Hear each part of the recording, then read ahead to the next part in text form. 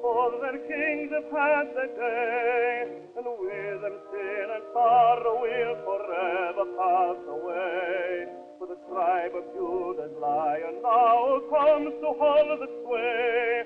Our King is marching on. Glory, glory, hallelujah. Glory, glory, hallelujah. Todos estamos bien y nos sentimos felices. Trabajamos todos los días y compartimos el sentir del hermano Russell, que dijo: los tiempos de los gentiles han terminado. El día de sus reyes ha pasado. No sabemos qué nos espera. Deseo que cada día estés más cerca de nuestro amo y que su presencia te anime, de modo que nada pueda desalentarte. Edith Kessler, 11 de octubre de 1914. Our King is marching on. Glory, glory, hallelujah. Glory, glory, hallelujah. Cuando nació el reino en 1914, los estudiantes de la Biblia no sabían qué iba a pasar, pero sí sabían que sería un año crucial. Llevaban décadas cantando que los tiempos de los gentiles pronto acabarían y que el día de sus reyes pasaría. Habían usado todos los medios a su alcance para anunciar este acontecimiento histórico. Publicaban sermones en periódicos que leían millones de personas. Voluntarios distribuían millones de tratados sin costo. Los colportores predicaban con entusiasmo y los peregrinos organizaban congregaciones. El mensaje se estaba extendiendo por toda la tierra, pero estando tan cerca el fin de los tiempos de los gentiles, ¿cómo predicarían en todo el mundo siendo tan pocos? ¿Qué harían para llegar a más personas?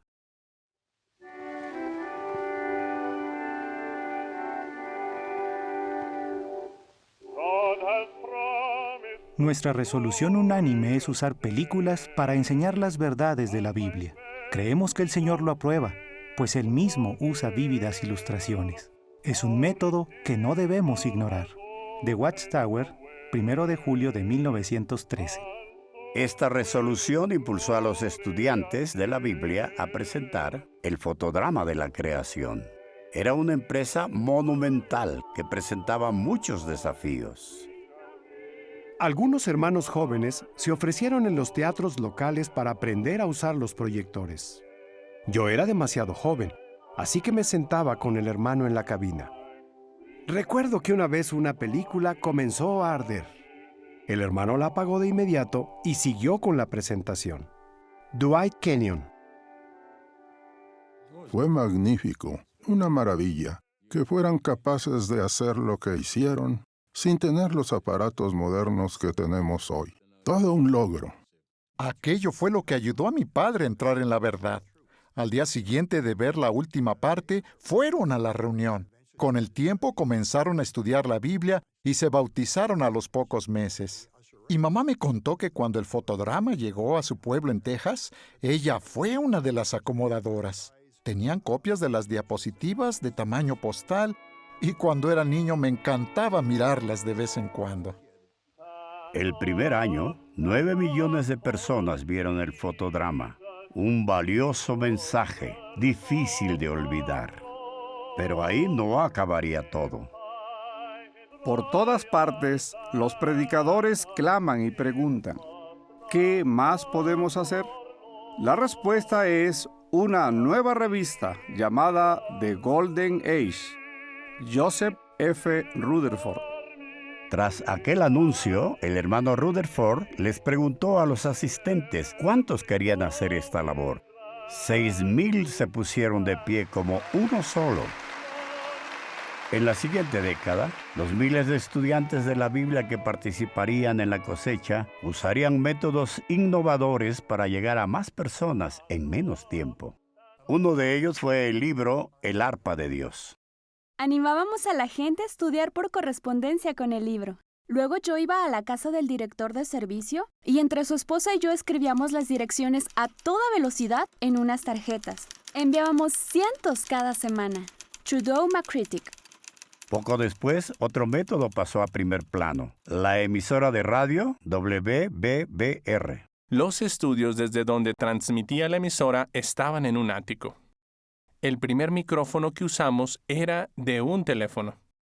Después de varias semanas de preparativos, por fin estuvimos listos la noche del domingo 24 de febrero de 1924. La emisora se identificaba con las letras WBBR. Nuestros enemigos decían que esas letras significaban zumbidos malignos por la radio. Yo tuve el privilegio de encender el equipo aquel primer día. Y allá fuimos, esperando lo mejor. Ralph Leffler. La WBR me recuerda a los videos de hoy. Allí se respondían preguntas de la Biblia y se presentaban reuniones públicas, estudios bíblicos y noticias. Lo primero que alguien compraba cuando conocía la verdad era un buen aparato de radio para oír la WBBR. Como dije, así fue como mis padres conocieron la verdad.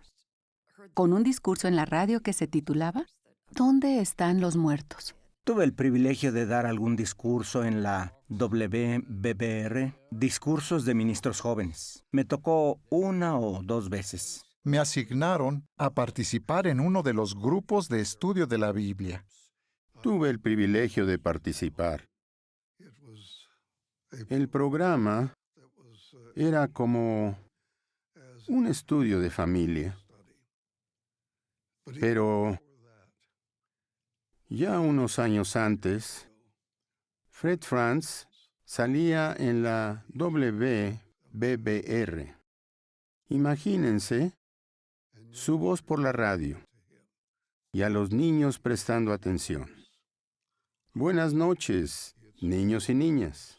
Sé que ya es casi la hora de dormir, pero me gustaría contarles una historia antes de que se vayan a la cama.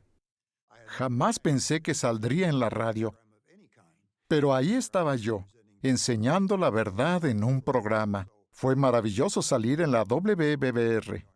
La WBBR tuvo mucho éxito, pero también mucha oposición. Así que se buscaron otras formas de predicar el reino. Cuando yo era niño, nunca tuvimos un auto. Pero aquellos grandes y hermosos automóviles con enormes altavoces en el techo. Y cuando ponían la música, todos salían a escucharla. Los fines de semana los ancianos, como los llamamos ahora, traían el automóvil y lo estacionaban en nuestro jardín. Allí el vecindario podía oír los discos que tocaban. Todos los fines de semana se juntaba un grupo bastante grande. Como estábamos en un buen lugar, la gente podía venir a escuchar. Se reunía mucha gente. En otra ocasión puse un discurso del hermano Rutherford que hablaba de la segunda venida de Cristo. Unos días después, una persona me contó que un amigo suyo estaba en el bosque haciendo licor ilegalmente. Pero entonces oyó una voz que venía de arriba. Se asustó y salió corriendo. Pero la voz lo seguía a todas partes. Por fin, fue a su casa, tomó el hacha e hizo pedazos el alambique. Dijo que no quería que el Señor lo encontrara haciendo licor ilegal cuando regresara. C.M. Parson.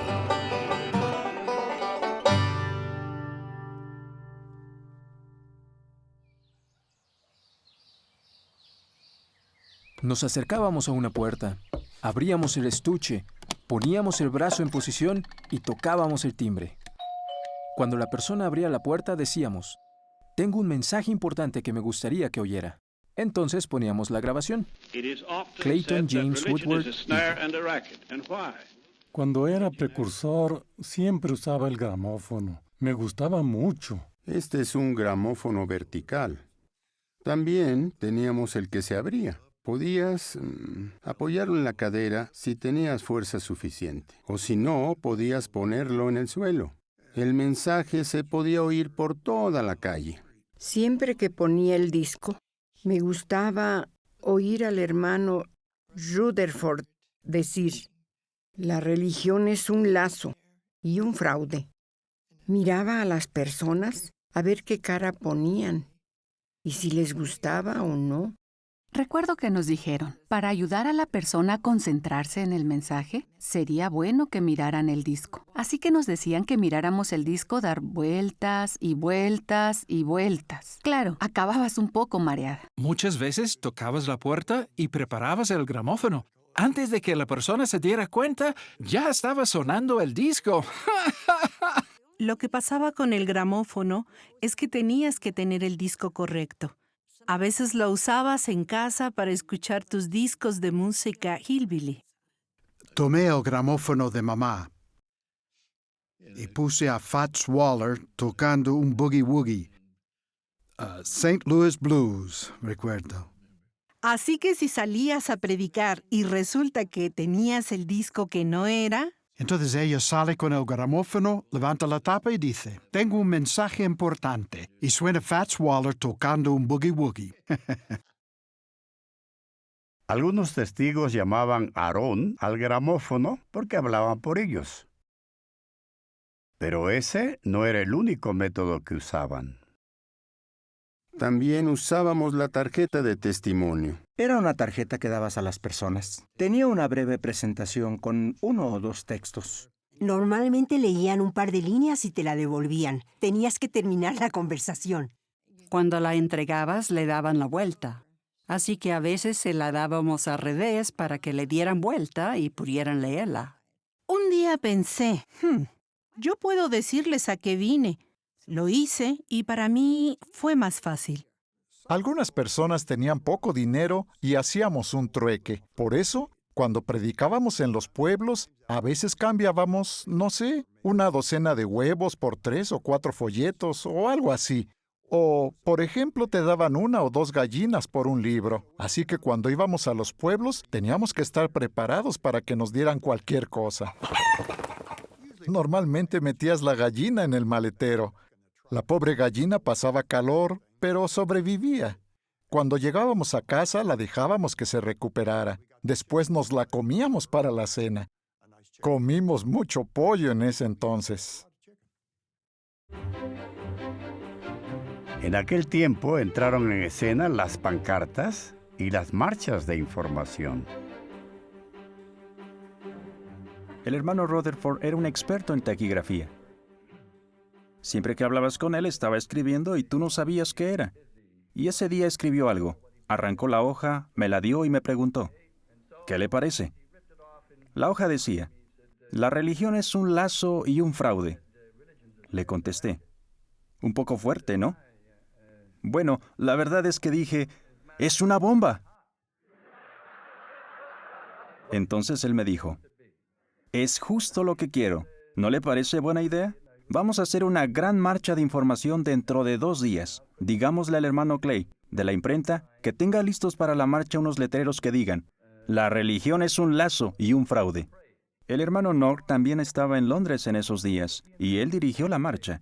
Miles de hermanos participaron en la marcha, de casi 10 kilómetros. Fue impresionante. La mitad de los letreros decía, la religión es un lazo y un fraude. La policía nos dio protección. Fuimos por Piccadilly Circus, Oxford Street, en el mismo centro de Londres. Nos poníamos letreros que tenían un eslogan y otra información. También nos daban otro, más pequeño, que llevábamos en alto. Por un lado, el letrero decía, la religión es un lazo y un fraude. Pensabas, esto sí que es fuerte. Luego, en el otro lado decía, sirva a Dios y a Cristo el Rey. Caminábamos despacio calle abajo y luego regresábamos calle arriba. Repartíamos volantes y todo el mundo los aceptaba. Y miraban el cartel. Intentaban que no te dieras cuenta de que te miraban, pero sí lo hacían. Leían todo lo que decía el cartel. Algunas personas decían algo como, estás haciendo un buen trabajo. Eso siempre me animaba mucho. Recuerdo a una hermana que vio el letrero que llevaba. Miró hacia arriba y vio que decía, sirva a Dios y a Cristo el Rey. Luego vio que el que tenía enfrente decía por detrás, la religión es un lazo y un fraude. Ella dijo, qué bien que no tengo que llevar ese letrero. Bueno, ella también lo llevaba, pero por el otro lado. La cosa es que no lo sabía, así que estaba contenta. Había pancartas para adultos y otras más pequeñas para niños. Yo apenas medía 1,20 m. Y cuando llegué, ya no había de mi tamaño. Y me tocó una de las grandes, que me llegaba hasta aquí. Y cada vez que daba un paso, le daba una patada. Pero no me importaba. Nos encantaba predicar con las pancartas. Nadie me enseñó a predicar. Un día estaba en la reunión y el hermano repartió las tarjetas de publicador. Yo le pregunté dónde estaba la mía. Y él me dijo, no eres publicadora. ¿Qué es eso?, dije. Y contestó, tienes que predicar. ¿Y cómo es eso?, pregunté. Ven el sábado, ve allá y toma unas revistas. Entonces salí y me señalaron una puerta. Tenía miedo, pero fui. No me importaba. Mi primera experiencia en la predicación fue muy bonita. Tocaba las puertas y decía, hola, tengo algo para usted. Cuesta 1 centavo, pero si me promete leerlo, se lo regalo. En todas las casas dejé algo. Una mañana estaba sacando el grupo de predicación cuando aparece un militar en el salón del reino. Iba de uniforme y no sabía qué hacer, así que me lo llevé a predicar. Fue muy interesante. Me pareció estupendo. Iba de casa en casa con un hombre en su uniforme de la Armada. Yo hacía la presentación y él seguía la lectura de los textos en su Biblia. Claro, después aprendí que no es lo más apropiado llevar a la predicación a alguien con uniforme de militar. Pero aquel día lo hice. En diciembre, mi padre decidió salir a predicar. Yo me arreglé y me fui con él. Ninguno de los dos había salido nunca. El superintendente presidente le dio un territorio a mi padre y nos mandó juntos. Papá me dijo, tú te vas por este lado y yo me voy por este otro. Así era en aquel tiempo. Claro, yo no estaba preparado, no tenía ni idea. Unas precursoras venían a casa y estudiaban con nosotras. Una de ellas decidió que comenzáramos a predicar. Empezaríamos por las calles. Yo dije, no quiero hacerlo. Ella me contestó, qué lástima, porque estoy viendo el libro de la vida. Ahí están los nombres de tus hermanas, no el de Lorraine. Cuando ya tenía un poco más de edad, un precursor de la congregación me invitó a acompañarlo a predicar. Llevaba un rifle en el auto y la verdad es que me pareció un poco raro. Cuando veíamos un conejo, se detenía, le disparaba y lo metía en el auto. Al final del día le preguntábamos a la gente si sabían de un lugar donde podríamos pasar la noche porque andábamos predicando. Recuerdo que un par de veces nos contestaron, bueno, pueden quedarse con nosotros. Uno de ellos dijo, pero no tenemos comida para todos. Entonces el hermano les dijo, pues yo tengo un par de conejos si quieren prepararlos. Ellos aceptaron. No creo que se pueda hacer lo mismo hoy. Y desde luego, no es aconsejable andar con un rifle en el auto.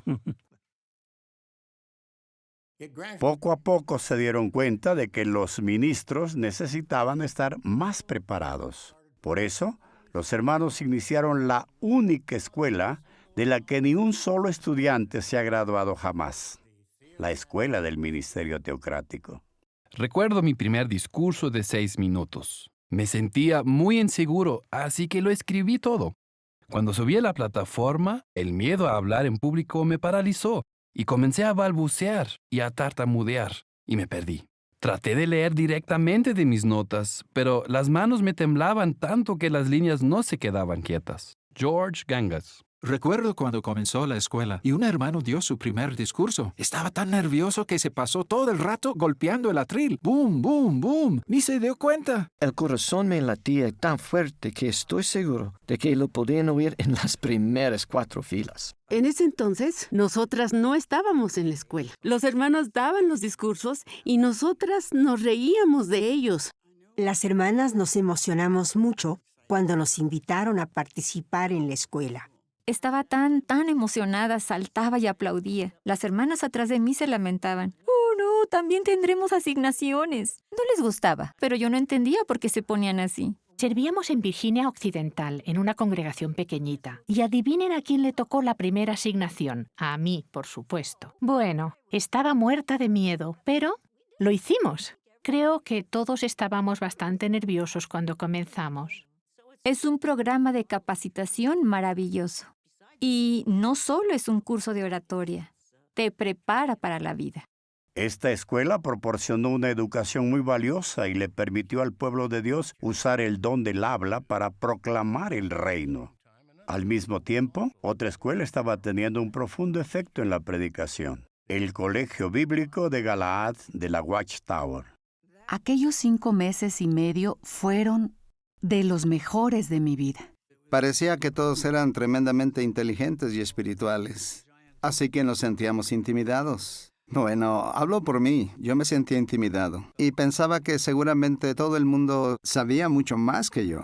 Era un placer estar en clase. Los instructores eran el hermano Schroeder, Maxwell Friend, Jack Redford y Bob Porter. Déjenme contarles algo que me pasó con el hermano Friend. Después de una asignación, me dijo: «Hermana Brooks, envidio a sus nietos. Es muy buena contando historias para dormir». Nos dijo: hermanos, Hebreos 4:12 dice que la palabra de Dios está viva. No la maten cuando la lean.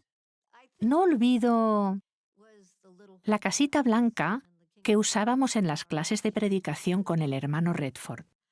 La casita tenía un timbre y una puerta. Te hacían salir de clase para que los demás estudiantes decidieran qué objeción te iba a tocar. Luego volvías a entrar, tocabas el timbre y no sabías qué iba a pasar cuando se abriera la puerta, qué te iban a decir y qué ibas a contestar. Créanme, aprendías de verdad. De verdad, nos preparó para la predicación y para lo que nos esperaba. Era una magnífica preparación para el ministerio. Me encantaba. Las décadas siguientes traerían consigo nuevas escuelas y programas de capacitación. También serían testigos de asambleas históricas, donde vieron la luz publicaciones innovadoras. Publicaciones que ayudaron al pueblo de Dios a continuar con la cosecha.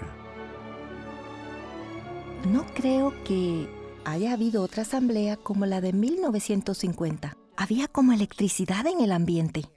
Todos están emocionados. Esperan ansiosos el discurso público y las nuevas publicaciones. Todo el mundo quiere la suya. 8 días. Eso duró la asamblea. No creo que la gente de ahora pudiera aguantar tantos días. Me sentía muy contenta de que hubiera una asamblea, porque la gente creía que solo éramos 4 gatos, la verdad. Sabía que el estadio de los Yankees iba a dejar las cosas claras. Cuando se presentó la traducción del Nuevo Mundo de las Escrituras griegas cristianas, nos alegramos muchísimo. Todo el mundo estaba emocionado, aplaudieron, había mucho entusiasmo y aplausos Pero tuvimos que sentarnos y esperar a que acabara la sesión para conseguir los nuevos libros. La traducción del Nuevo Mundo, que era la Biblia verde, era una herramienta maravillosa para la predicación. Cuando salía algo era tan emocionante como ahora. Y claro, mientras más lo usas, más lo aprecias. Otra cosa que me encantaba de las asambleas era que había música en vivo. Era muy emocionante cantar con una orquesta. Pero estar allí, sentada en un estadio lleno de tantos hermanos, me llegaba al corazón y me sentía segura dentro de la organización de Jehová. Era maravilloso y en cada asamblea había algo emocionante. Y cuando terminaba, no querías que acabara. Este período de intenso trabajo resultó en máximos de publicadores, precursores, cursos bíblicos, revisitas y publicaciones distribuidas. La obra crecía en más países que nunca, pero lo más importante era que se estaban predicando las buenas nuevas del reino. Pero como veremos, quedaban muchas más cosas por venir. Piense en lo que hemos visto en las últimas décadas. La Escuela del Servicio de Precursor, la Escuela de Entrenamiento Ministerial, la Escuela para Evangelizadores del Reino, la Predicación Pública Especial en áreas metropolitanas, una página web totalmente nueva, Caleb y la serie Hazte amigo de Jehová. La revisión de la traducción del Nuevo Mundo. Y ahora, una nueva aplicación que ayudará a los publicadores a hablar el lenguaje puro en varios idiomas. Videos a la carta en un nuevo sitio web donde podemos ver la adoración matutina y otras publicaciones en video. Y por último, volvemos al aire, pero esta vez con nuestra propia televisión, JW Broadcasting, llevando el mensaje de la Biblia desde la central mundial hasta la parte más distante de la tierra. Imagínense cuando dentro de 1000 o de 1.000.000 de años celebremos el aniversario del reino. Lo que ha pasado en estos 100 años nos ayuda a ver que el reino de Dios es real y que Jehová ha estado usando este gobierno para realizar su voluntad en la tierra. Pero, ¿es el reino real para nosotros? Recordar nuestro legado y hablar con quienes tienen años de experiencia hará que este reino sea más real para nosotros y nos preparará para beneficiarnos de él. El cuerpo gobernante siempre ha hecho todo lo posible para edificar a los hermanos y enseñarles a andar en el camino recto. Oh, la traducción del Nuevo Mundo revisada es maravillosa. No hay palabras para describir lo que siento por esa Biblia. El sitio web es fantástico. No dejo mi iPad ni un momento. Y los videos. Estoy enamorada de Caleb. Hay que mantenerse al día para ser buenos ministros y cumplir nuestras responsabilidades. Todo lo que ha hecho la sociedad ha sido para nuestro bien. Estamos creciendo más rápido que nunca antes. Jehová está dirigiendo el carro y nosotros tratamos de seguir el ritmo. Me siento muy agradecido de que los hermanos de Jesús dirijan la obra. No cabe ninguna duda de que el reino está al mando. ¿Qué puede ser más real que el reino y la esperanza que nos da? Ha sido un privilegio ayudar un poco a que más personas se unan al pueblo de Jehová Dios. El reino va a cumplir las promesas de la Biblia, y eso es tan seguro como que mañana va a salir el sol. El reino de Dios es la realidad. Todo lo demás es ilusión. El reino está al mando. Solo nos esperan cosas buenas en el futuro.